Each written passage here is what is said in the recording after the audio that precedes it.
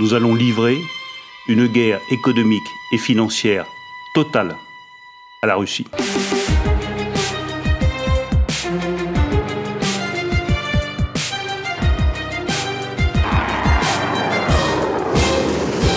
Nous allons donc provoquer l'effondrement de l'économie. He's already lost the war. И всех врагов.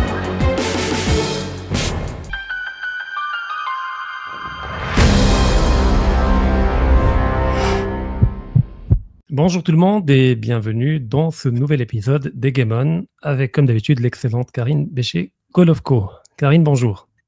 Bonjour tout le monde, bonjour Rachid. Bonjour, alors l'épisode est dicté par l'actualité, on ne pouvait pas ne pas le faire, puisque la victoire de Trump est un changement géopolitique majeur, en tout cas c'est la prospective qu'on peut en faire, et ça ne manquera pas d'avoir des effets sur les rapports avec la Russie et sur le conflit en Ukraine. Mais tout d'abord, parlons de la victoire de Trump. Moi, je faisais partie des gens qui s'attendaient à une fraude massive, comme la fois précédente, et à une défaite artificielle de Trump, afin que l'État profond américain, incarné à travers une partie de l'État démocrate, du Parti démocrate, puisse continuer sa politique de provocation, d'escalade contre la Russie et la Chine. Alors, le résultat m'a un peu surpris quand même. Alors, qu'en penses-tu ? Y a-t-il eu fraude, mais pas suffisamment, vu l'écart énorme qu'il y avait entre les deux, parce que c'était quand même un déferlement, ou bien il n'y avait pas eu de fraude et voilà, Trump a gagné. Je suis entièrement d'accord avec toi. La question de la popularité de Trump en soi-même, objectivement, ne se posait pas. Et la question de l'impopularité de Kamala Harris ne se posait pas non plus. En fait, la question était de savoir, est-ce qu'une fraude massive va pouvoir renverser le vote populaire et le nullifier ? Et deux, quelle va être la position des élites globalistes? Parce que on fait juste une petite parenthèse avant de continuer. Trump, c'est pas la souveraineté, c'est pas la sortie de la globalisation. On reste dans la globalisation, mais dans une globalisation modérée. C'est-à-dire que c'est le rejet de ces élites radicales et fanatiques, globalistes, qui nous ont conduits tout d'abord vers les délires du Covid qui ont planté l'économie mondiale, et deuxièmement vers la guerre en Ukraine, qui sont en train de planter l'Europe et qui s'est retournée aussi économiquement et socialement contre les États-Unis. Donc, cela mis de côté, qu'est-ce que l'on a pu voir ? Il y a eu quand même quelques signaux. Tout d'abord, effectivement, les globalistes radicaux ne se sont pas rendus tout de suite. Il y a eu quand même, en tout cas sur une tentative d'assassinat, qui est presque réussi quand on a tiré sur Trump, et la deuxième est plus en douceur, mais on peut compter quand même 2 tentatives d'assassinat qui ont été déjouées, dont une franchement de justesse.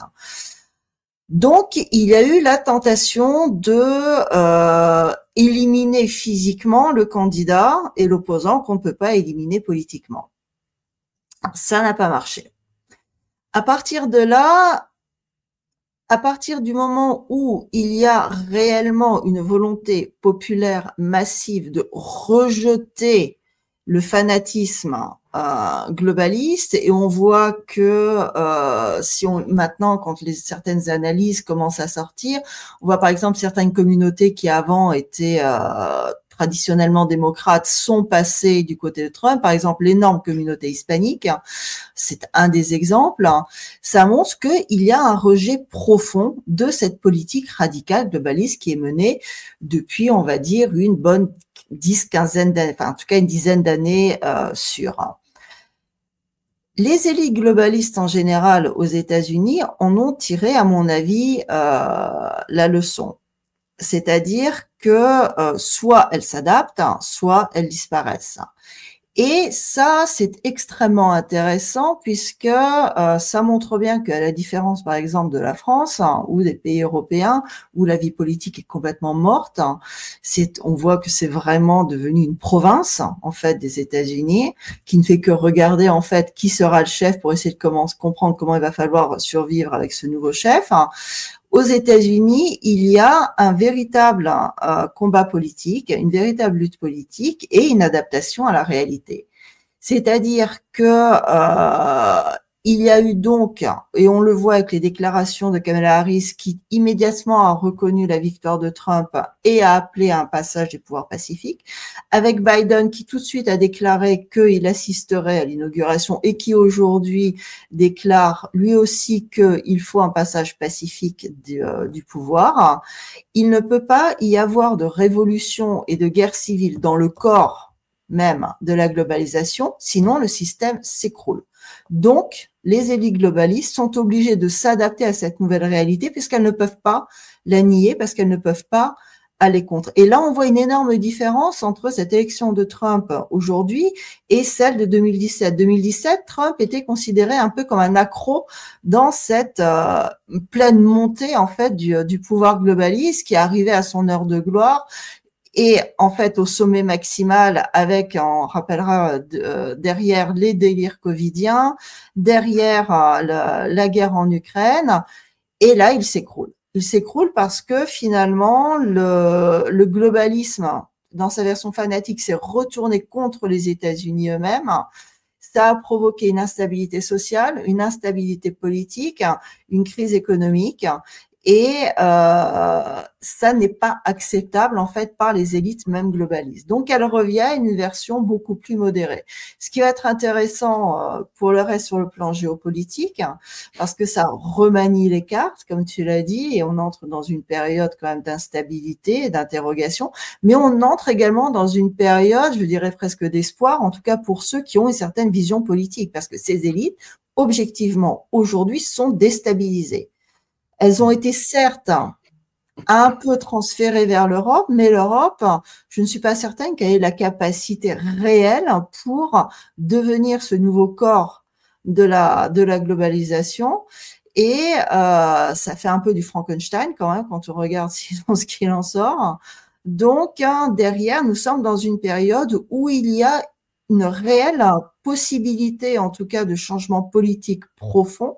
La question qui se pose, y aura-t-il en Europe et dans les autres pays ces élites qui sont capables, et ces élites politiques, parce que sans élites politiques, on ne peut strictement rien faire, qui sont capables de porter ces changements? Et ça, c'est une interrogation. Mmh. Donc, tu considères que les élites globalistes les plus radicales ont opéré un retrait stratégique pour mieux... Elles ont perdu, en fait. À mon avis, elles n'ont pas fait de retrait stratégique. À mon avis, elles ont perdu simplement. C'est-à-dire qu'il y a toujours eu cette division des élites globalistes. Mais une défaite qui les arrange quelque part aussi. Je suis pas sûre que ça les arrange parce qu'elles sont mal quand même. Les élites radicales sont mal, sont pas les mêmes personnes physiquement. Faut pas oublier, il y a ce côté personnel. Et ces élites radicales du clan de Biden et compagnie, ils sont mal parce que eux, ils ne contrôlent plus la situation. Ce sont les globalistes beaucoup plus soft qui ont repris le pouvoir aux États-Unis et pas que aux États-Unis. Il y a l'autre signe intéressant aussi précurseur. On parle toujours du pouvoir des médias. Nos médias en France, notamment en Europe, ont oublié juste un petit détail, c'est que c'est pas la communication qui crée la réalité. Elle peut amplifier, elle peut légèrement modifier, mais elle peut pas créer une nouvelle réalité politique longtemps. Donc, qu'est-ce qu'on a vu? On a vu des grands médias américains qui tout à coup se sont retrouvés neutres et ont annoncé leur neutralité. Donc, ils sentaient que le changement était beaucoup plus profond. On n'était pas du tout dans la configuration de 2017. Il y avait un vrai problème fondamental de rejet. Et on voit tout à coup le Washington Post qui se découvre à nouveau des envies de faire du vrai journalisme, ce qui a fait peur d'ailleurs à toute une partie de sa rédaction qui a oublié ce que c'était que de devoir faire du vrai journalisme. Donc, il y a effectivement une reconfiguration des forces et il y a une partie, je dirais, extrême de ces élites qui se retrouvent sur la touche actuellement. Et cela, ça les arrange pas du tout. Ça arrange effectivement les autres personnes qui sont plus modérées parce qu'elles reprennent la main et elles reprennent le jeu. Les autres, c'est pas gagné du tout. D'autant plus, si on prend en compte les changements structurels que tu as évoqués, notamment le vote hispanique qui bascule, la réalité démographique qui renforce cette tendance-là, parce qu'on voit la baisse de l'espérance de vie aux États-Unis depuis plusieurs années. On vit à Cuba plus longtemps qu'aux États-Unis, donc tout tend à renforcer le camp de Trump.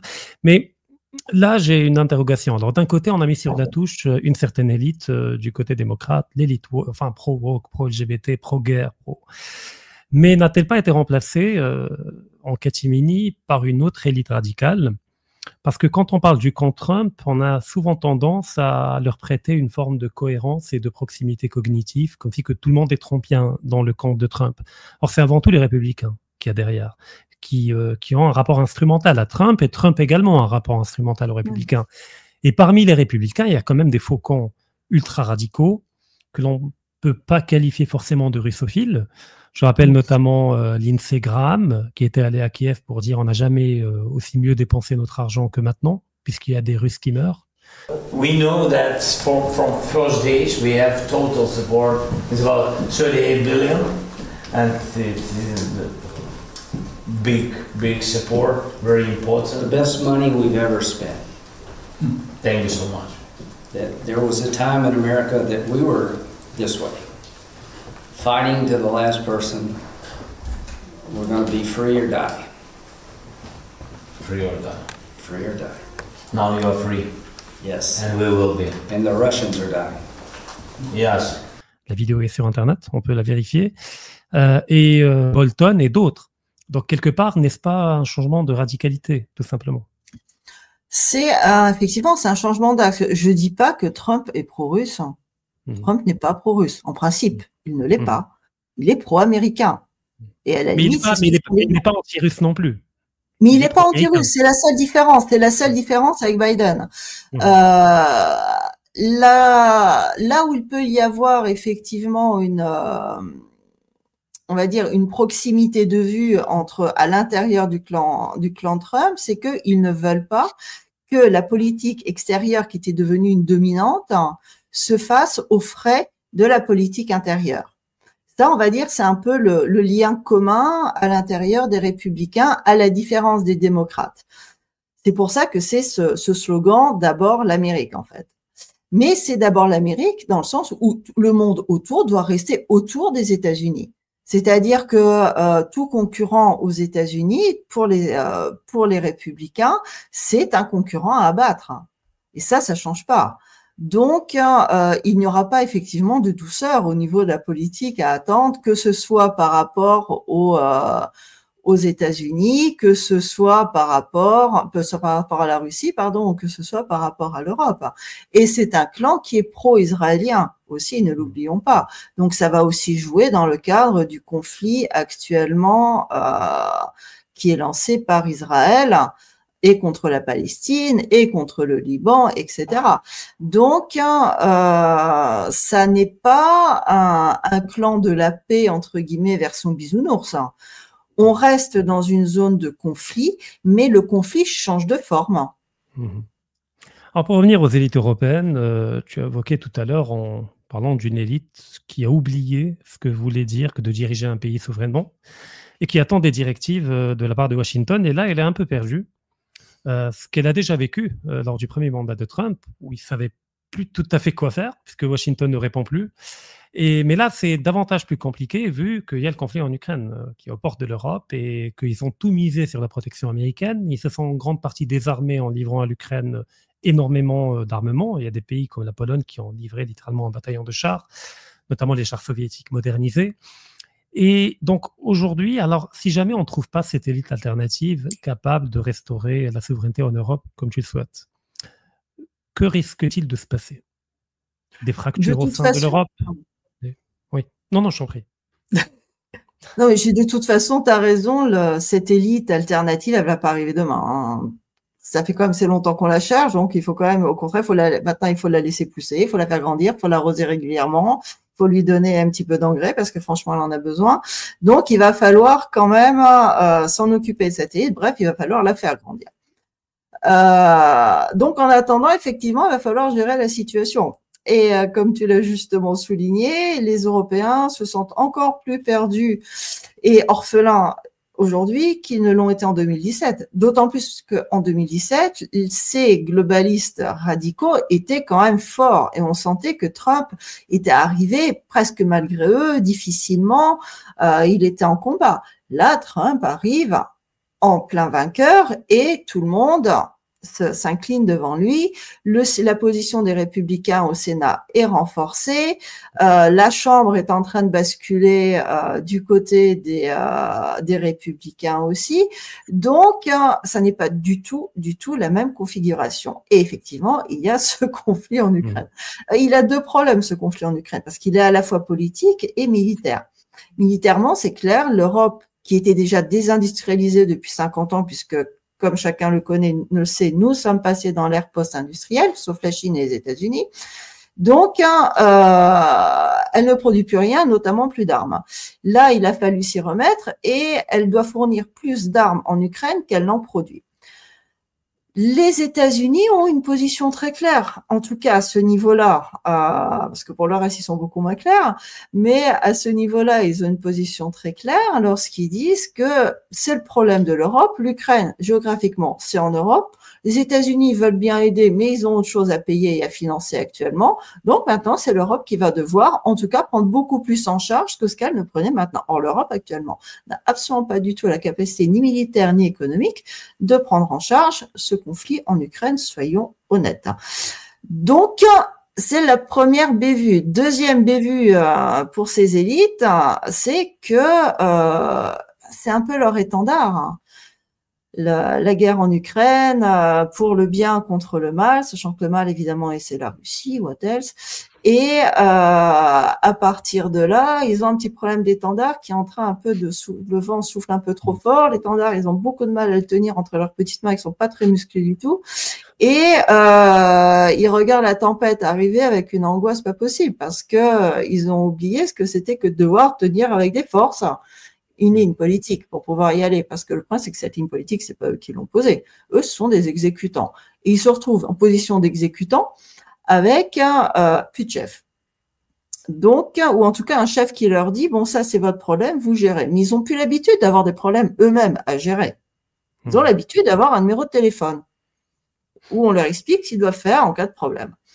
Donc, ils se retrouvent à la fois avec un vide politique et avec un vide militaire. Donc, effectivement, c'est une situation extrêmement complexe.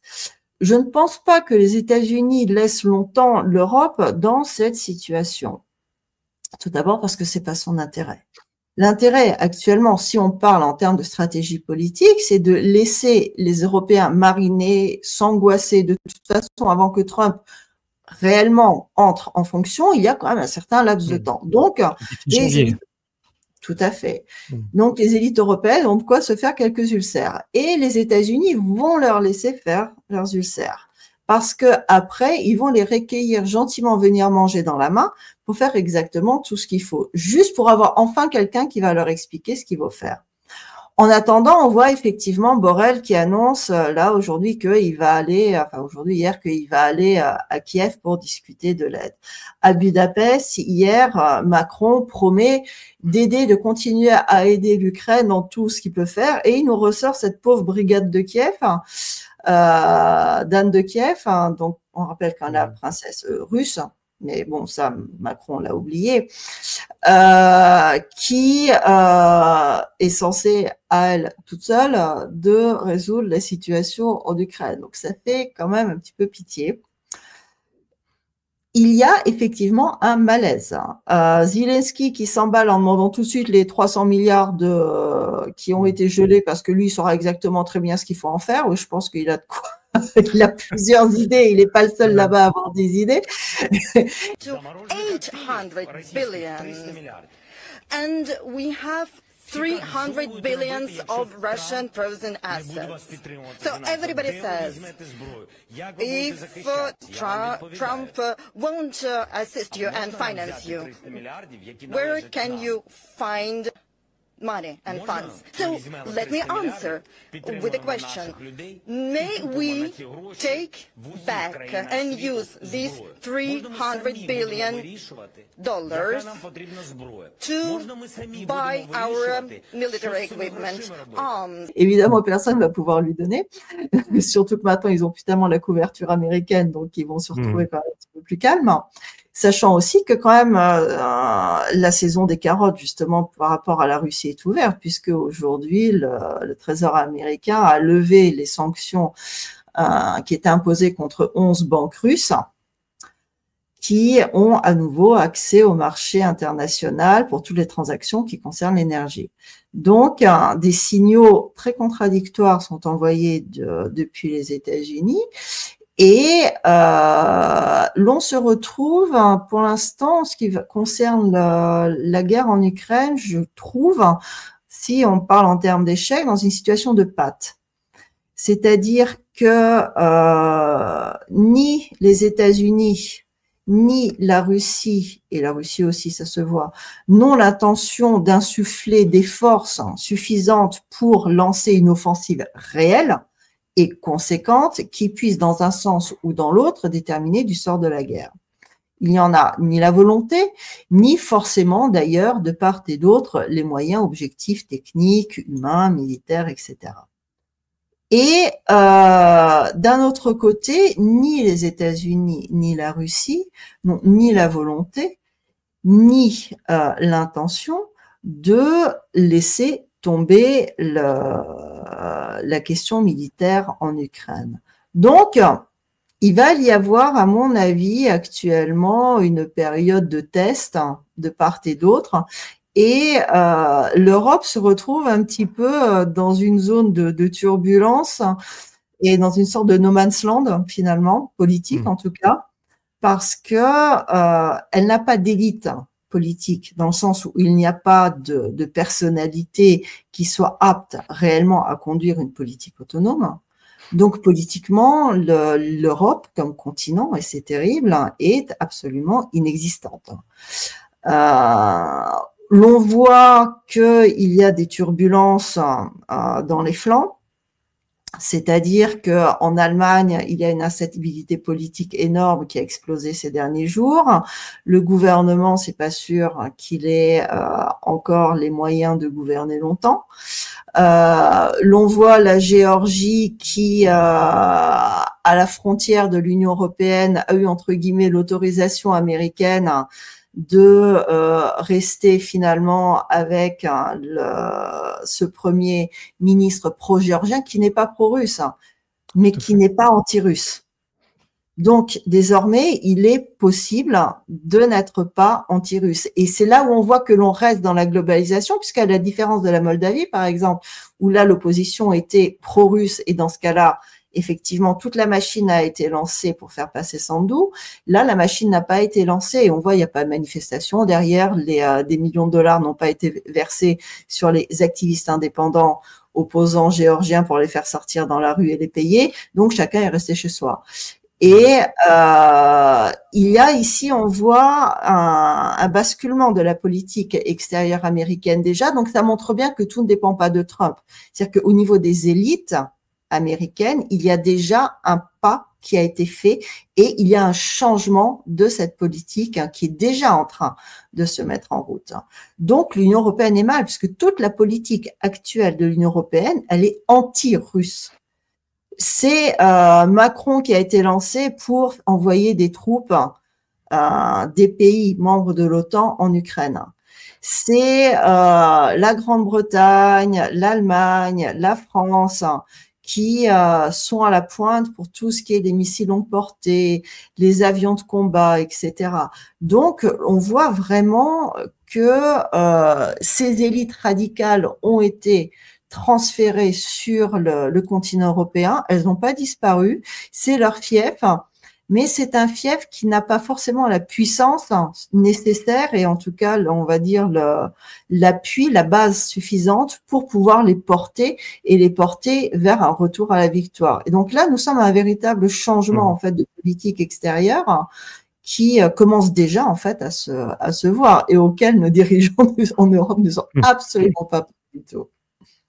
Alors toujours pour rester sur l'Ukraine, vu qu'elle est devenue un verrou stratégique un peu pour tout le monde, il est évident qu'aujourd'hui, quasiment tout le monde veut mettre fin au conflit. Du côté de Moscou, c'est évident, depuis longtemps, la Russie a tendu la main, qui a été rejetée à chaque fois, ou sabotée par Boris Johnson, par Washington, par Londres. Et du côté de Washington également, un peu avant la victoire de Trump, globalement, dans des coulisses, il se disait qu'il fallait mettre fin d'une manière ou d'une autre au conflit. Donc il y avait deux méthodes différentes qui visaient le même objectif. Les démocrates allaient gérer d'une manière. Aujourd'hui, Trump, qui durant sa campagne avait parlé de 24 heures pour mettre fin au conflit. Alors c'est une image, bien entendu, 24 heures, peut-être ça prendra plusieurs mois, mais Trump veut mettre fin au conflit pour se recentrer sur d'autres objectifs, notamment le fait de contenir la Chine, etc., et puis le Proche-Orient, pour aider Israël. Mais il y a une petite variable, que l'on appelle habituellement tous les deux la marionnette, qui ne veut pas mettre fin au conflit, tout simplement parce qu'ils ont créé, nourri et engendré une machine de propagande telle que si aujourd'hui le clan Zelensky et toute l'oligarchie qui est autour venait à mettre fin au conflit, elle va être déchiquetée par le peuple ukrainien lui-même. C'est-à-dire tout cela pour ça.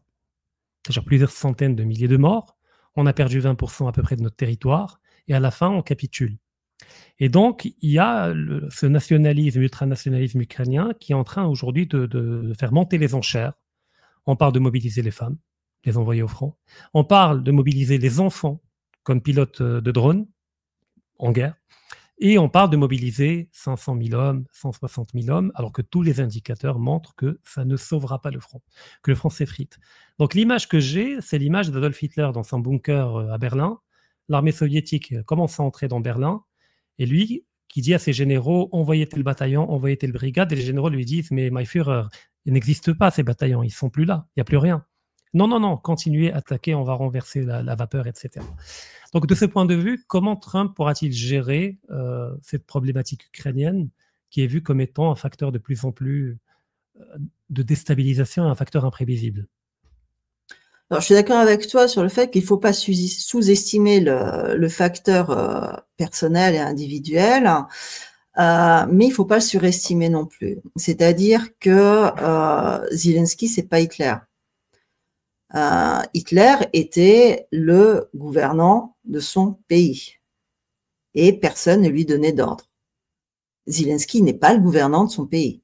Zelensky a été mis en place pour réaliser une certaine politique. Et si on lui dit d'arrêter, il va pouvoir pleurnicher, il va pouvoir taper des pieds, il va pouvoir tirer une balle dans la tête s'il veut, mais ça changera strictement rien. Donc, c'est, à mon avis, c'est pas le facteur. Par contre, là où oui, je suis d'accord avec toi complètement, c'est la question derrière de toute cette machine qui a été mise en place. Donc, revenons sur les machines de communication, machines de formatage des esprits, mais là aussi, c'est pas la question encore tellement du peuple ukrainien. Si le peuple ukrainien intéressait quelqu'un en Occident, personne n'aurait commencé cette guerre. Le peuple ukrainien intéresse strictement personne. Ils peuvent se zigouiller les uns entre les autres, ça ne dérangera strictement personne. En revanche, la machine qui est lancée derrière cette machine de formatage des esprits, c'est celle qui tient aussi toute une partie de l'Occident. Et pas uniquement l'Europe, mais réellement l'Occident dans le sens large. Donc, ils ne peuvent pas du jour au lendemain signer un traité de paix qui soit réellement une paix, qui ne soit pas une capitulation de la Russie. Ils peuvent signer une capitulation de la Russie, il n'y a aucun problème.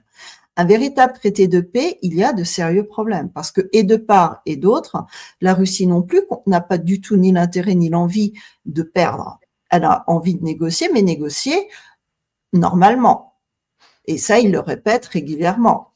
C'est-à-dire que elle doit aussi, elle, montrer qu'elle a gagné. Et l'Occident doit aussi montrer qu'il a gagné. Et là, ça devient extrêmement difficile à réaliser.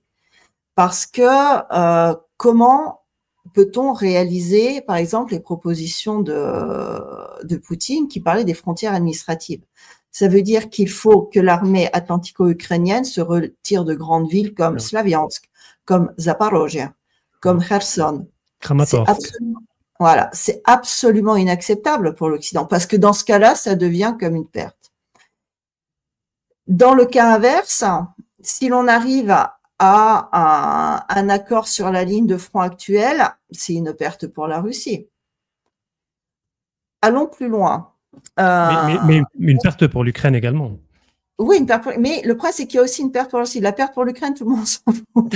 La question, je suis désolée, mais à partir du moment où, concrètement, tu remets ton pays entre les mains d'autres puissances, après, tu viens pas pleurer. D'accord ? Donc, en 2014, déjà en 2004, puis en 2014, les Ukrainiens ont gentiment remis les clés de la maison aux Américains, bah maintenant ils assument, ils sont plus maîtres chez eux. Donc c'est dans ce sens-là où c'est peut-être méchant, ça se dit pas, mais c'est un fait. Tout le monde s'en fout de ce que eux pensent. C'est ça le problème. S'il y a là-bas aussi une force politique qui voudrait relever la tête, ça aussi, ça serait peut-être bien. Parce que si ça leur plaît pas, pourquoi dans ce cas-là ne pas essayer de reprendre un peu le contrôle politique de son territoire et de son pays? Ça aussi, ça peut être une alternative intéressante. Mais bizarrement, elle n'intéresse aussi manifestement assez peu, en tout cas les personnes qui y sont. Donc, ils balancent de l'un ou l'autre, et c'est logique, puisque de toute façon, depuis un millénaire, ils sont soit en Russie, soit pendant quelques dizaines d'années, ils sont instrumentalisés par l'Occident contre la Russie. Donc, il n'y a pas de culture politique propre de gouverner un pays. Et ça, on fait comme on veut, c'est peut-être pas politiquement correct de le dire, c'est une réalité contre laquelle il est difficile d'aller, et ça se voit encore aujourd'hui. Donc, sinon, pour revenir, le problème, c'est que ça n'intéresse pas les États-Unis. Et c'est ça qui est intéressant, parce que la négociation va se faire entre la Russie et les États-Unis. Pas Zelensky, il peut être présent. Il faut une décoration quand même, parce que bon, il faudra formellement quelqu'un aussi pour signer. Mais la négociation se fera entre la Russie et les États-Unis, parce que ce sont les deux acteurs de cette guerre. C'est pas l'Union européenne, c'est pas la France, c'est pas l'Allemagne, c'est pas l'Ukraine. Ces pays ne comptent pas. Ces pays sont des instruments dans ce conflit. Donc, entre les deux centres de mondes différents. Et c'est pour ça. Et les États-Unis peuvent mettre fin au conflit, mais sans perdre la tête, la face. Eux non plus ne peuvent pas se le permettre. Parce que sinon, ça va exploser. Trump ne peut pas, en venant d'arriver comme vainqueur, mettre son pays dans une situation de défaite. C'est absolument impossible. Et puis, on va l'accuser de connivence avec Poutine, etc. Absolument. Et puis, il y a une autre alternative. C'est politique, sinon. Ouais. Il y a une autre alternative peut-être, c'est de négocier pas la paix, mais un cessez-le-feu, afin de permettre l'organisation d'élections présidentielles en Ukraine, ce qui permettrait d'évacuer Zelensky et de mettre à la place quelqu'un de nouveau, capable de négocier, en tout cas d'être présent dans la même salle où les États-Unis et la Russie vont négocier. Et après, on peut négocier même pendant 20 ans, tant qu'il y a un cessez-le-feu. Mais ça, c'est l'intérêt des États-Unis. C'est parfaitement, je suis entièrement d'accord avec toi. C'est exactement l'intérêt des États-Unis. Parce qu'il y a des précédents. Je rappelle, quand la Russie et le Japon, il n'y a toujours pas de traité de paix.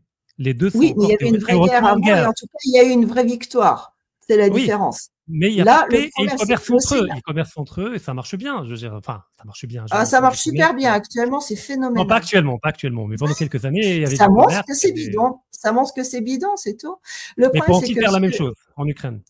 Ils peuvent faire, c'est l'intérêt, à mon avis, c'est exactement ce que veut essayer de faire l'équipe de Trump, parce que ça rentre tout à fait dans cette idée-là. Et dans ce cas-là, la Russie se fait avoir, encore une fois, sur toute la ligne, parce qu'il faut quand même être honnête, la négociation politique diplomatique, c'est pas son fort. On a pu le voir à Minsk, on a pu le voir à Istanbul, c'est quand même une catastrophe à chaque fois. Donc, il y a effectivement cette tentative d'essayer, comme on disait, donc d'arriver à avoir sur le plan politique ce qu'ils sont pas capables d'avoir sur le plan militaire. C'est-à-dire déjà au minimum de bloquer le front, c'est-à-dire l'histoire de Minsk, et ensuite derrière à se poser la question. Donc, en gros, ça veut dire qu'on bloque le front. Donc, on reconnaît que le reste du territoire, finalement, entre guillemets, a gagné. Donc, la Russie cesse, pose les armes, arrête, sans aucune garantie derrière non plus. Et en plus, on arrête où? Donc, au milieu des territoires, c'est-à-dire que finalement, les propositions qui avaient été faites pour Poutine sont mises à la poubelle. Est-ce que les Russes vont accepter ça? C'est pas leur intérêt. Eux, ils ont la possibilité actuellement, au minimum, de boucler les régions qui sont rentrées. Ça, ils peuvent le faire. Donc, quel est leur intérêt de s'arrêter ici en cours de route? Attends, juste pour finir. Après, l'autre question qui se pose, finalement, ce qui est proposé dans cette négociation, c'est de jouer sur l'illusion politique. C'est-à-dire que on change une marionnette par une autre marionnette et c'est censé changer quelque chose politiquement. Non, politiquement, ça change rien. On utilise l'illusion pour faire comme si on changeait, comme si le fait de changer de visage allait changer la politique. C'est pas parce qu'on change de visage que le nouveau aura tout à coup réellement la maîtrise et réelle la souveraineté sur ce territoire même où il est posé. C'est pas vrai. Ce territoire reste dirigé de l'extérieur. L'intérêt de la Russie, c'est si réellement on arrive à boucler les territoires tels que demandé. Et derrière, à la limite, réellement neutraliser. Et neutraliser, ça veut dire que le reste du territoire n'est pas sous la coupe occidentale. Ça veut dire qu'il est autonome. Et ça, l'Occident ne peut pas l'accepter et ne va pas l'accepter. Donc, il y a ici, soit ils arrivent à tromper la Russie, et il y a des moments où on a l'impression que la Russie a tellement envie de se faire tromper qu'effectivement, ça serait criminel de ne pas essayer de la tromper. Soit on n'arrivera pas à un compromis réel parce que, objectivement, il n'y a pas de compromis possible actuellement. Donc la guerre sans continuera. qu'une ou l'autre partie ne perde la face. On peut geler le conflit à certains moments. Ça, c'est tout à fait possible. Mais ça ne le résout pas. Ça le gèle. Ce sont des choses différentes. Après, peu importe la forme que prendra le traité de paix, favorable à la Russie ou favorable aux États-Unis ou aux deux, mais crois-tu réellement que peu importe le format, que l'Occident admettra que ces territoires soient de jure russes et pas uniquement de facto?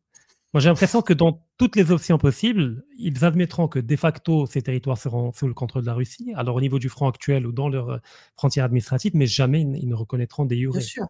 De toute façon, c'est évident, et ça s'est vu déjà avec les accords de Minsk, et globalement, rien n'a changé. Donc, c'est pour ça qu'à mon avis, si tu veux, il ne peut y avoir qu'une illusion ou une volonté de tromperie avec tout accord de paix. Et là où quand même je m'ignore, c'est que la forme est importante. La forme est extrêmement importante parce que derrière, il y a des conséquences politiques directes. Si l'Occident se pose en vainqueur dans ce traité de paix, ça peut provoquer aussi des problèmes géopolitiques pour la Russie, qui essaie quand même de se positionner comme un centre de pouvoir alternatif sur la scène internationale. Quel va être son prestige international si elle se pose en pays qui accepte des conditions défavorables dans le cadre de ce conflit? Elle risque de perdre beaucoup de son influence comme centre alternatif. À l'inverse, si l'Occident accepte des conditions défavorables dans un traité de paix, ça renforce le combat contre la globalisation. Donc ici, la forme est extrêmement importante, mais comme tu l'as rappelé, de toute manière, comme de toute manière de juré, c'est évident que l'Occident n'acceptera jamais. C'est pour ça que finalement, on se rejoint sur le fait qu'aucun compromis réel qui puisse réellement mettre la fin au conflit n'est malheureusement actuellement possible. Après, il y a peut-être une autre alternative, j'aimerais savoir ce que tu en penses. Au fait, depuis le début du conflit, les deux se revendiquent chacun à sa manière du droit international, qu'ils tordent le cou souvent, pour le soumettre à la réalité du terrain. Mais si on voulait réellement, si la Russie tentait peut-être un truc, de se soumettre, mais littéralement au droit international, en proposant au niveau de l'ONU d'organiser un référendum dans ces 4 régions, avec des observateurs et du Sud global et de l'Occident, et que les membres seront désignés par une commission de l'ONU avec des observateurs de l'ONU dans le cadre d'un cessez-le-feu. La Russie est certaine que ces populations voteront pour elle, pour une adhésion à la Russie, et l'Occident sera confronté à ses propres contradictions. Alors, vous ne reconnaissez pas les référendums que j'ai organisés parce qu'ils étaient, entre guillemets, sous occupation militaire, comme vous dites, pareil pour la Crimée, venons organiser un vrai référendum, avec des observateurs de part et d'autre et une mission de l'ONU qui sera chargée de l'organiser. Là, l'Occident, s'il refuse, peut-être politiquement, ça peut présenter un intérêt, même si franchement, j'en doute, parce que de toute façon, on le voit très bien, l'Occident ne reconnaît que les résultats qui l'intéressent. Donc finalement, on peut organiser tout ce qu'on veut. Si finalement les résultats ne sont pas bons, ils trouveront qu'il y a des tricheries, que finalement ces territoires, comme ils étaient entre guillemets occupés par la Russie, elle a manipulé les populations, qui finalement ont voté pour eux. Et au contraire, je pense que ça peut déstabiliser politiquement et socialement les populations qui vivent déjà en Russie pour eux, en disant on a déjà voté, qu'est-ce qu'on vient nous emmerder. Et il y a un autre problème stratégique qui serait beaucoup plus grave. Tu disais, les deux se revendiquent du droit international. La Russie, en fait, se revendique du droit national et l'Occident se revendique du droit global. J'explique la nuance. Il y a toujours, pour les juristes, deux points de vue qui sont absolument antagonistes. Il n'y a pas un qui est vrai, l'autre qui est faux. Ce sont simplement, ils traduisent deux visions géopolitiques différentes. En gros, il y a une rupture après la Seconde Guerre mondiale.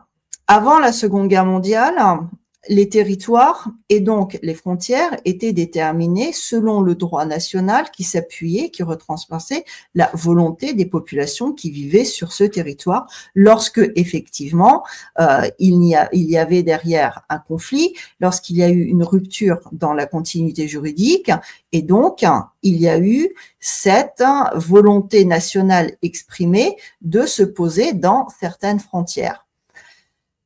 C'est-à-dire que dans cette configuration, qui est une configuration entre guillemets de pays souverains au pluriel,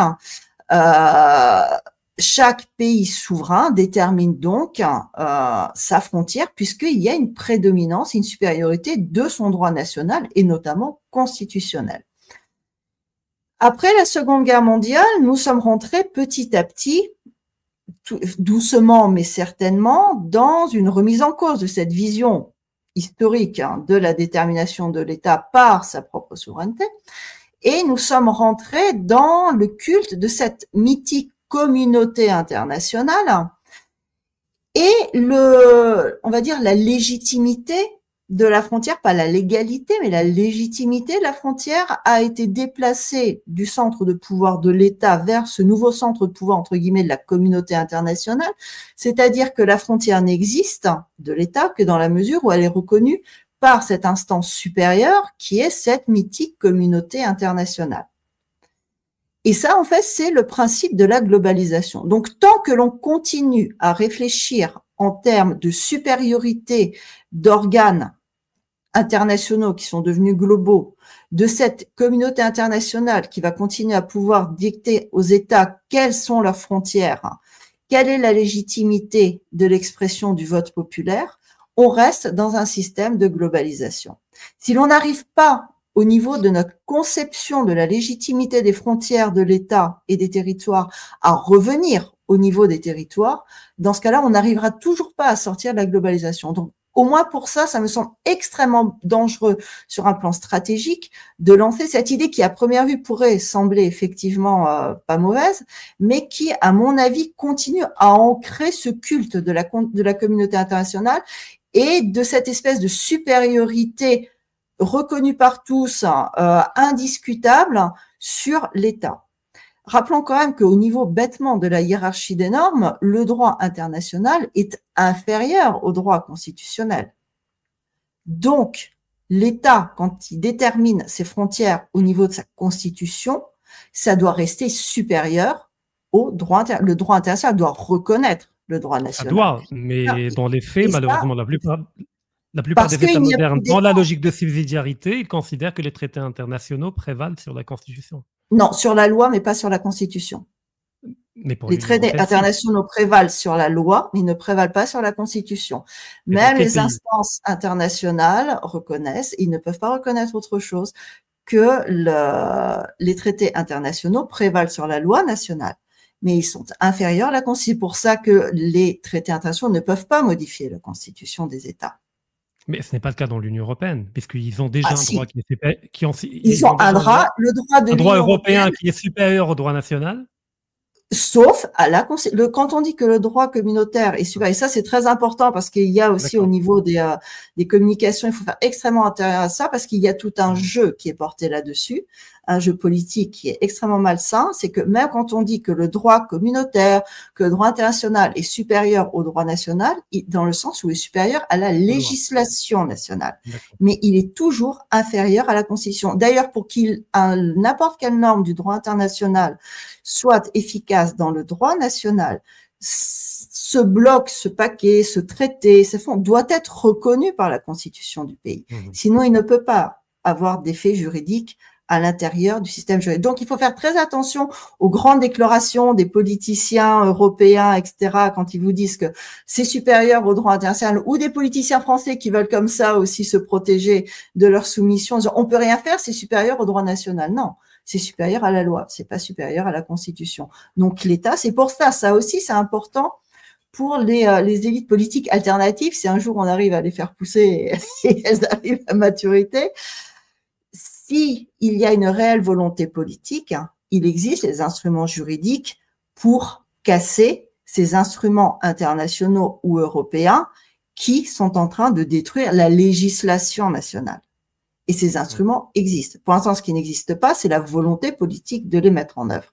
Et ça, c'est extrêmement important de le savoir.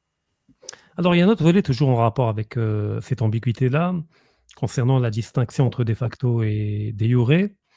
C'est par rapport au Sud global. On a vu quand même, il y a eu une visite de Narendra Modi en Ukraine, qui n'est pas anodine, puisque l'Inde est un pays assez particulier. Il mène une politique multivectorielle, il traite avec tout le monde, et même au sein des BRICS, Modi avait ouvertement dit qu'il était hors de question de faire des BRICS un bloc anti-occidental. En même temps, il joue avec les États-Unis, puisqu'ils veulent bâtir une route commerciale concurrente du nouveau projet de l'initiative de la route de la soie, et qui passerait par le Proche-Orient et par Israël, en partant de l'Inde. Et dans ce schéma-là, si demain la Chine ou l'Inde voudrait passer par le territoire ukrainien ou par les nouveaux territoires russes, et que ces territoires ne sont pas reconnus de jure, ça voudra dire qu'ils pourraient, les entreprises concernées pourraient être l'objet de sanctions économiques. D'ailleurs, je rappelle que même maintenant, il y a des entreprises russes, quelques-unes, qui n'osent pas aller investir directement dans le Donbass de peur de tomber sous les sanctions économiques. Donc, de ce point de vue, tenter l'opération d'un référendum à l'international, etc., pourrait lever cette contrainte-là, si jamais ces territoires venaient à être reconnus. Mais bien entendu, ils ne le seront jamais. Moi, ce que je dis, c'est juste peut-être une approche pour confronter l'Occident à ses propres contradictions. Parce que le but est qu'ils disent non. Et en disant non, ils refusent même le schéma qu'ils reprochent à la Russie. Alors, il y a deux choses. Un, je reste sur le fait que stratégiquement, c'est trop dangereux, d'autant plus que, comme tu le rappelles à chaque fois, de toute manière, ça n'apportera rien pour la simple et bonne raison que juridiquement, réellement, ça ne sera jamais reconnu. Et donc, je vois pas l'intérêt, en fait. Après, c'est une question de choix politique, mais personnellement, moi, je vois pas l'intérêt. Par contre, je voudrais revenir sur une expression qui est extrêmement intéressante et symptomatique, ce Sud global. J'adore l'expression Sud global, juste global. Pourquoi global? Pourquoi global? Parce que si on dit Sud mondial, c'est débile. Ça n'a strictement aucun sens. Donc, on comprend bien que ce global n'est pas un référent géographique. C'est un référent idéologique. Et ça se voit parfaitement, comme tu l'as souligné, avec ces grands, pas du tout combattants de l'Occident, puisqu'ils le disent eux-mêmes, comme l'Inde ou autres, ils sont globalistes. Et simplement, ce qui nous est proposé dans ce Sud global, c'est une version douce de la globalisation, c'est-à-dire une forme de possibilité d'une régionalisation de la globalisation, c'est-à-dire qu'il y aurait plusieurs étapes dans ce monde qui ne seraient pas du tout au niveau étatique, puisque l'État en soi-même, lui, par contre, est ONI, il n'a absolument pas du tout sa place. Mais on peut mettre en place des espèces de structures de Sud global, d'espèces de régions, comme on aura le Nord global, l'Est global, l'Ouest global. Et c'est génial, la Russie, elle est dans quoi? Elle est dans le Nord global, dans l'Est global, dans l'Ouest global. Finalement, elle est nulle part parce que c'est pas la question des pays. Donc, là aussi, comme c'est pareil, lancer toujours ces appels à cette grande communauté internationale qui doit absolument tout... C'est ce que fait la Russie sans cesse. Elle n'arrête pas de se demander et d'en appeler à l'ONU qui doit reconnaître l'agression de course dont l'ONU se fout éperdument, à la communauté internationale qui doit reconnaître les crimes de guerre contre les soldats russes, dont finalement tout le monde se moque éperdument aussi, etc. Est-ce qu'on pourrait peut-être arrêter justement d'en appeler à cette communauté internationale? Est-ce qu'on ne pourrait pas revenir à des mécanismes, peut-être, je suis peut-être extrêmement primaire là-dessus, mais revenir à des mécanismes peut-être un petit peu plus efficaces, c'est-à-dire ces problèmes, on peut les régler. Après, on peut imposer, parce qu'on a du coup une certaine force politique pour imposer le résultat. Et les autres, finalement, seront bien obligés de reconnaître ce résultat. Donc, pour reconnaître, d'abord, il faut commencer par gagner. Et après, on peut discuter.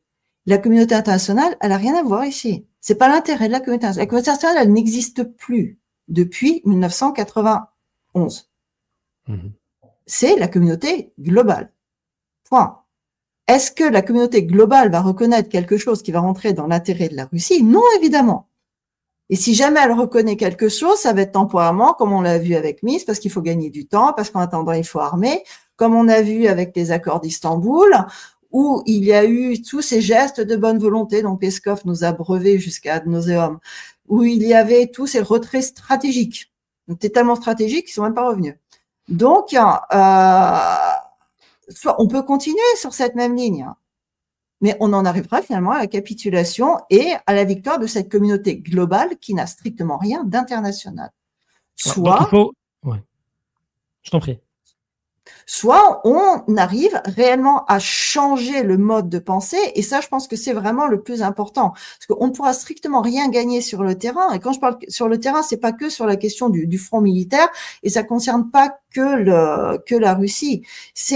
Et dans nos pays en Europe, en Afrique, en Asie, etc., il faut absolument qu'on arrête de penser en termes de communauté globale, de devoir toujours trouver et en appeler à cette communauté globale qui doit absolument mettre son petit tampon pour valider toute décision et tout ce qui se passe.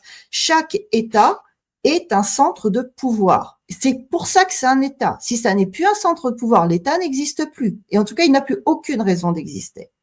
À partir du moment où les élites politiques nationales arriveront à se reconsidérer comme des centres de pouvoir, à mon avis, là, on va pouvoir arriver à des vrais résultats.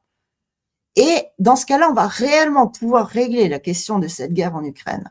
Parce qu'elle ne pourra pas se régler qu'avec les armes. Et tu as raison, on a besoin, je suis entièrement d'accord dans ta démarche, dans le sens où il faut trouver autre chose. Parce que c'est pas suffisant, la dimension militaire. Mais le point, c'est qu'elle est nécessaire aussi. Mais elle n'est pas suffisante. Et tant qu'on n'arrive pas à réellement mettre en place cette révolution cognitive, pour l'instant, qui a énormément de mal à démarrer, on n'arrivera pas à sortir de la globalisation. Parce que la globalisation, elle est réellement passée dans nos esprits, à l'intérieur de chacun d'entre nous. On n'arrive pas à sortir de ces schémas de pensée qui ont été posés et qui nous semblent absolument naturels en plus maintenant. Et tant qu'on n'arrivera pas à ça, à mon avis, on n'arrivera pas à sortir du schéma. Et là, maintenant, on a une possibilité pour réellement les remettre en cause. Essayer de revenir, non pas à des choses qui pourraient peut-être marcher si jamais quelque chose, mais plutôt à revenir aux fondamentaux. Ça ne marche pas. Et il faut qu'on arrive à se mettre dans la tête que ça ne marche pas. Si ça ne marche pas, c'est pas la peine. Donc, il nous faut réellement arrêter de perdre du temps et nous diriger vers ce qui peut marcher. C'est-à-dire remettre en place un centre de pouvoir au niveau des États et que l'on puisse réellement, à ce niveau-là, discuter et régler les situations. À ce moment-là, réellement, on pourra, à mon avis, régler la situation. Mais le problème, alors je vais me faire l'avocat du diable, on pourrait te rétorquer le fait que si on va vers ce paradigme-là, c'est la porte ouverte à tous les conflits, parce que si chaque État décide de sa frontière en englobant une partie du pays voisin et en décidant de récupérer ces territoires qu'il considère souverainement comme lui appartenant, on aura le même schéma d'avant du 19e siècle où effectivement chaque État décide d'agrandir son territoire en trouvant un discours pour légitimer, en se revendiquant des mythes fondateurs, d'une histoire ancestrale, que ce territoire a appartenu depuis toujours à nos ancêtres et qu'on l'a perdu du fait des accidents d'histoire. Donc s'il n'y a pas une instance de légitimation pour reconnaître multilatéralement la légitimité d'une frontière, on entre dans une subjectivité politique où chaque État décide de ses frontières et donc on aura des conflits un peu partout. Alors déjà, je voudrais savoir, est-ce que les conflits ont arrêté? Ça serait quand même assez amusant. J'aimerais beaucoup savoir. Donc, je l'ai dit, je me fais l'avocat du diable. Voilà, donc disons que je comprends, oui, mais je crois, mais disons que le fait qu'on aura moins de conflits, là pour l'instant, je suis pas sûre que ça se confirme beaucoup. Ouais. Par contre, juste quand même, pour repréciser sur le plan juridique, c'est pas la question de je veux, donc j'y vais. Il y a quand même des règles, hein, et ces règles juridiquement existent. C'est-à-dire que la remise en cause des frontières et l'agrandissement des frontières se fait d'abord lorsqu'il y a une rupture dans l'étaticité, c'est-à-dire lors d'une guerre ou lors d'une révolution. À ce moment-là, il y a une rupture. À partir du moment où il y a une rupture, le contrat social est remis en cause et c'est sur ce fondement, par exemple, que la Crimée a décidé, il y a une rupture de l'étaticité en 2014, donc la Crimée a décidé de partir. Si le Maïdan n'avait pas été organisé en 2014, il n'y aurait rien eu de tout ça. Ça aussi, il faut le comprendre. Simplement, lorsqu'il y a deux pays qui sont en paix et que l'un dit, au fait, la province là à côté, elle me plaît vachement, j'y vais, évidemment, ça c'est une violation du droit. C'est logique. Mais il faut aussi comprendre qu'à partir du moment où il y a une rupture de l'étaticité, ou alors lorsque les populations à l'intérieur du pays décident qu'elles veulent sortir, il y a aussi ce droit des populations à l'accepter. Et là, il y a des règles. Lorsque l'on reconnaît, par exemple, la question qui s'est posée avec les rapports au sein de la Grande-Bretagne, avec la question des référendums pour rester à l'intérieur du Commonwealth, sortir du Commonwealth, ça aussi, c'est des remises en cause de frontières qui se font avec la question de l'accord des populations. Pourquoi c'est possible en Grande-Bretagne? Pourquoi lorsque l'Ukraine, les populations dans l'Est de l'Ukraine ont remis en cause leur appartenance, ça n'a pas été accepté. Là aussi, c'est pas... Il y a un problème. C'est quand même une boîte de Pandore si on ouvre ça. Ah, mais c'est une boîte de Pandore. Maintenant, pour revenir sur la question de super, sinon on va avoir plein de guerres, maintenant on vit en paix. Finalement, mais rien n'a changé. La seule chose, c'est que le centre de pouvoir qui est légitime à le faire, maintenant, a été réduit.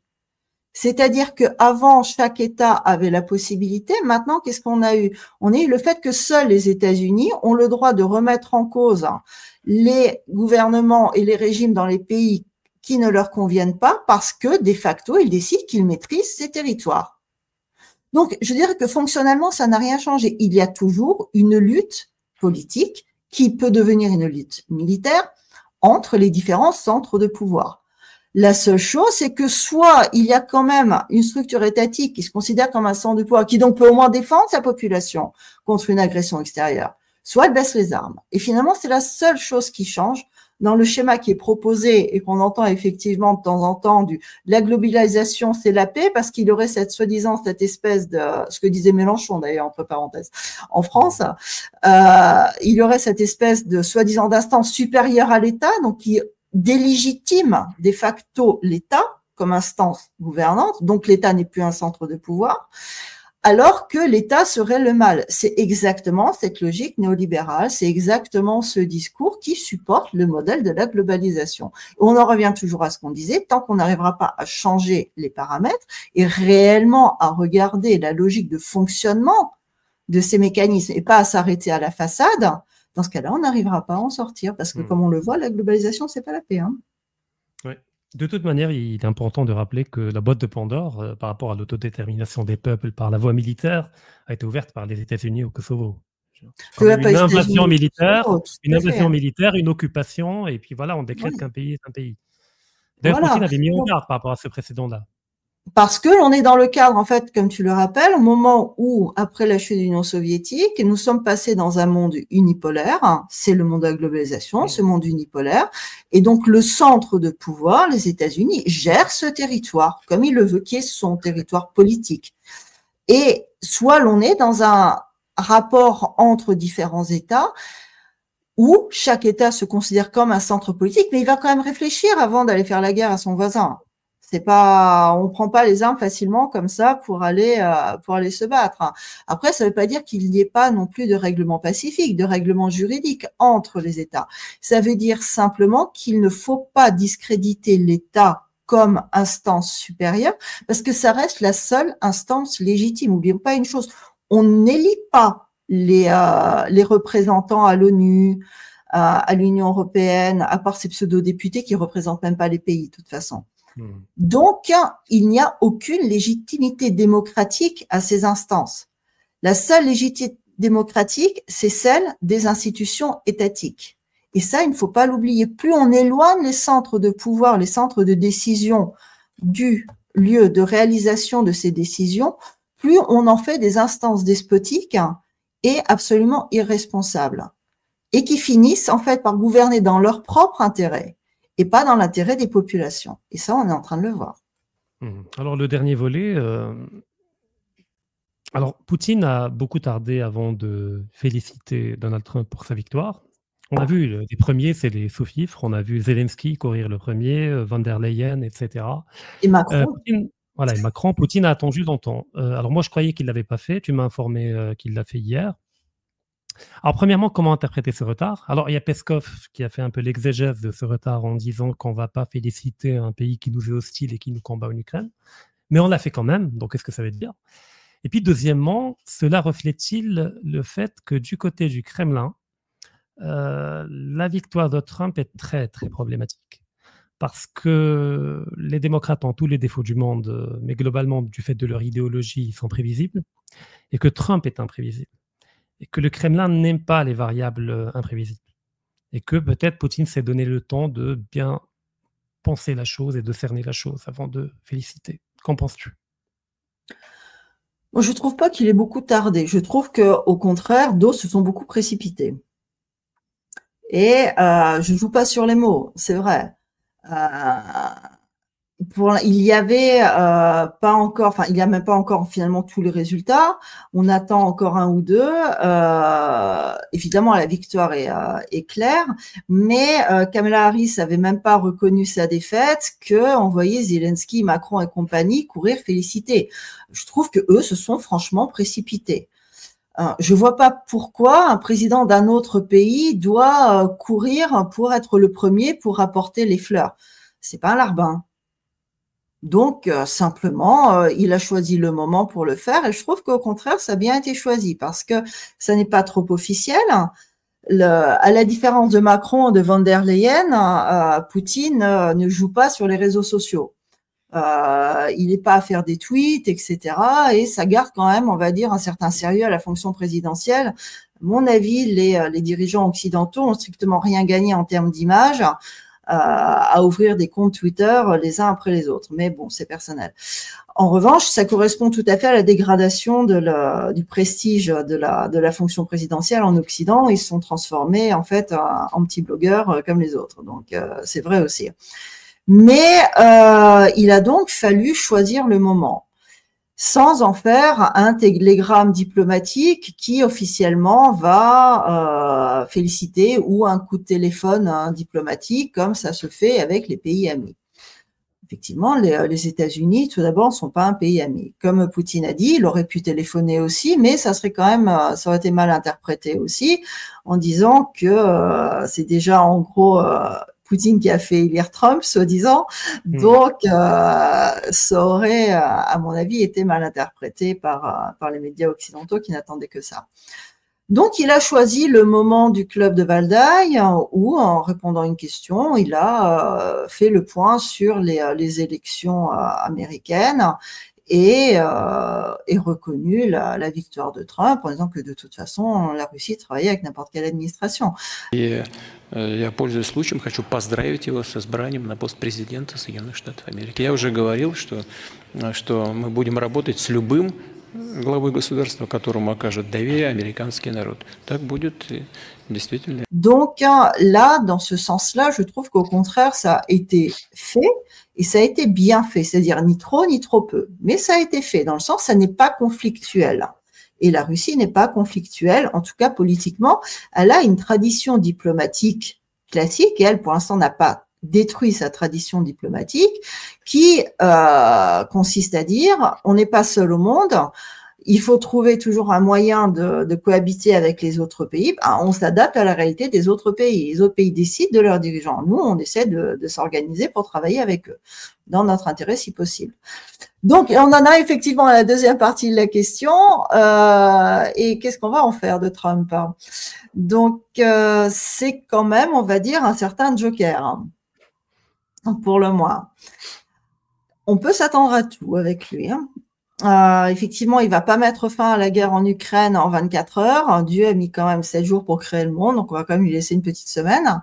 Mais ça va être difficile. Et la question des relations avec la Russie, si on enlève le facteur ukrainien, à mon avis, ne sera pas pire qu'avec l'administration Biden, parce que c'est quand même difficile de faire pire.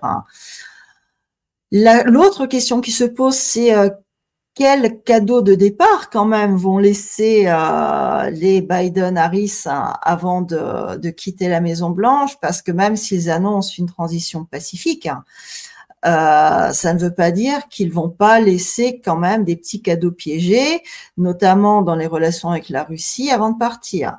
Donc, on avait vu quand même Obama qui avait quand même bien pourri la situation en disant les choses comme elles sont avant de partir et que Trump prenne la présidence. Je pense pas qu'on en arrive à ce niveau-là, mais ça serait quand même surprenant qu'il n'y ait pas quelques difficultés. Donc, il va y avoir effectivement une période de flottement, il va y avoir une période de test. À mon avis, on rentre dans une véritable période de tests diplomatiques et politiques réciproques. Il est tout à fait possible qu'il y ait une rencontre Trump-Poutine. Poutine ne l'a pas exclu hier non plus. Trump ne va pas courir non plus parce que c'est pas son intérêt. Et il ne doit pas politiquement, et c'est évident, donner non plus trop d'importance et à la Russie et à Poutine s'il ne veut pas se discréditer à l'intérieur aussi. Donc on entre en fait dans une période où le combat en quelque sorte risque d'être plus ou moins gelé sur le plan militaire, mais par contre va très très sérieusement se déporter sur le plan politique, ce qui est quand même assez inquiétant parce qu'on peut pas dire que les élites russes soient extrêmement armées pour ce genre de combat. Tout d'abord parce qu'une grande partie d'entre elles manquent sérieusement de conviction pour le gagner, ce combat. Et que ceux qui ont la conviction n'ont pas forcément la capacité de prendre la décision. Donc, espérons au moins qu'il y ait un certain instinct de survie et que, on va dire, les choses ne prennent pas une tournure qui puisse avoir derrière des conséquences assez négatives pour la Russie, parce que cela entraînerait une déstabilisation intérieure, parce que la position de la population, elle, est très claire sur ce sujet-là. Elle n'entend absolument pas du tout la capitulation dans les relations avec les États-Unis. Tout à l'heure, je parlais de machine à Kiev, et en Occident, il y avait également une machine en Russie qui a tellement nourri d'attentes et d'espoir que maintenant, c'est même compliqué Donc, l'État est devenu lui-même piégé par sa propre... Absolument. Ils ont lancé le discours du retour de la Grande Russie, du retour d'une Russie souveraine qui défend ses intérêts. Donc, maintenant, il faut assumer aussi. Ouais. Et puis Trump, c'est peut-être le gars qui est capable d'imposer un double ultimatum, autant à Moscou qu'à Kiev, pour les mettre rapidement autour de la table. Voilà, c'est le genre de gars, c'est-à-dire vous mettez autour de la table, ou bien du côté russe, je vais imposer une zone d'exclusion aérienne dans la partie centrale et ouest de l'Ukraine, et oser abattre mes avions, et du côté de Kiev, j'arrête toutes les livraisons d'armement, et on verra combien vous tiendrez encore face à l'armée russe. Oui, enfin, je veux dire que, comme je disais, à mon avis, c'est pas la question par rapport à Kiev, c'est pas la question d'ultimatum. Ils prennent la décision de continuer à livrer des armes, ou ils prennent pas la je sais pas, décision je pense un petit désaccord concernant la marge de manœuvre de Kiev. Moi, je pense qu'il y a une petite marge de manœuvre, pas énorme, petite. Elle est, à mon avis, elle est pas déterminante. Elle existe, évidemment, mais pour les questions locales, c'est pas Zelensky qui va décider de continuer la guerre ou de l'arrêter, on va être réaliste. Non, pas lui, mais quand même, il y a toute une classe d'oligarques autour de lui, ce qu'on pourrait appeler le Zelensky collectif, comme j'appelle, il y a le Poutine collectif et le Poutine personnel. Et puis il y a tous les groupuscules néo-nazis qui pullulent autour, qui ne peuvent pas se permettre de mettre fin à la guerre. Ils en vivent, ils s'enrichissent grâce à cette guerre-là, et ça va être les boucs émissaires de la défaite. Tous les Azov. Mais le problème, c'est que leur sort n'intéresse personne. Souviens-toi d'une chose. On se souvenait aussi en 2015, tout le monde disait le Maïdan, la place Maïdan ne pourra jamais être nettoyée et ces machins parce qu'il y a tellement de groupuscules qui tiennent le pouvoir. Il y a Ahmed, il y a machin, il y a tous ces oligarques qui tiennent, qui ont intérêt. Quand la décision a été prise, elle a été nettoyée en 24 heures. Et personne n'a bougé derrière. Donc là, c'est plus compliqué parce que la population a été armée. Mais soyons clairs, si les États-Unis arrêtent de fournir le front en Ukraine, ça ne veut pas dire qu'ils vont pas tenir politiquement l'Ukraine. Ça aussi, ce sont deux choses complètement différentes. Le fait qu'ils se retirent du front, ça ne veut pas dire qu'ils vont abandonner le territoire. Ce territoire, ils le contrôlent. Ils n'ont aucun intérêt à le lâcher. Il y a la question des ressources naturelles, il y a la question du prestige, il y a le fait qu'ils sont obligés de créer une place d'armes de toute manière pour un combat futur, dans ce cas-là pour la Russie, et ça se prépare. Donc, de toute manière, ils vont pas lâcher l'Ukraine. Ils peuvent lâcher le front ukrainien, ce qui est complètement différent. C'est pour ça que ça ne m'inquiète pas. C'est s'ils ont besoin de ces oligarques, ils vont leur balancer quelques carottes, les autres ils vont les manger, ils seront contents. S'ils en ont pas besoin, ils en mettront d'autres à la place, si cela devient trop gourmand. C'est pas une variable, d'autant plus que personne ne parle d'abandonner l'Ukraine, le territoire ukrainien, le reste. Oui, ça, oui. Non, mais même la Russie n'a jamais cherché à l'occuper. Je veux dire, en même temps, jamais la Russie n'a cherché à l'occuper. Jamais le Lvov n'a été un objectif de la Russie, jamais. Non, ils n'ont pas cherché à le reprendre du tout, c'est pas la question. Donc, ouais. Karim Bechegolovko, merci infiniment. Toujours aussi optimiste. Oui, c'est une constante. J'ai plus rien, c'est la situation qui est comme ça. Moi, j'aimerais beaucoup qu'on me donne des raisons d'être optimiste. J'attends que ça. On est d'accord. Merci infiniment et à très prochainement. Et je dis également à toutes les personnes qui nous ont suivis, rendez-vous le mois prochain, ou peut-être avant, tout dépend de l'actualité pour un nouvel épisode.